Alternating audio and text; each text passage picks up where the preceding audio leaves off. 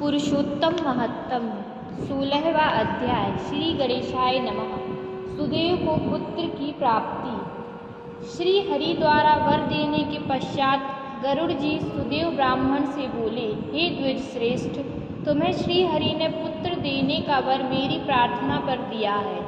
तेरे 7 जन्म तक पुत्र का सुख नहीं है, यह भगवान ने मुझे कहा।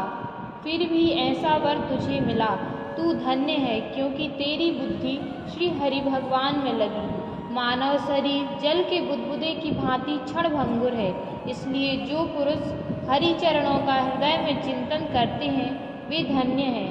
मन में श्री हरि का ध्यान कर अब तुम संसार के सुखों को भोगो। श्री हरि भगवान अत्युत्तम वर दें।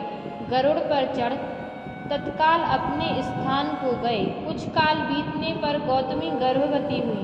प्रसूति काल होने पर गौतमी के गर्भ से उत्तम पुत्र उत्पन्न हुआ। सुदेव ने श्रेष्ठ ब्राह्मण बुला के जात कर्म किया तथा स्नान कर याचकों को बहुत दान दिया। शरद पूर्णिमा की चंद्रमा के समान कांति वाला तथा सुखदेव जी के समान तेजस्वी बालक का नाम सुखदेव रखा गया। पिता ने पुत्र को यज्ञोपवीत दे गायत्री मंत्र दिया। वह वैदिक संस्कार को प्राप्त हो ब्रह्मचारी बनकर सुख कुमार वेद पढ़ने को गया। वह श्रेष्ठ बुद्धि से गुरु को प्रसन्न एवं आनंदित कर एक बार कहने से ही सब विद्या पढ़ गया। एक बार जब वहाँ देवल मुनि आए तो उनको देख सुदेव ने हर्ष से नमस्कार दंडवत किया और विधि से अर्घ्य पाद्यादि से पूजन कर उन्हें आसन बिछाया। चरणों में पड़े हुए कुमार को देख देवल मुनि बोले, अरे सुदेव, तुझसे हरि भगवान प्रसन्न हुए, इससे तू धन्य है।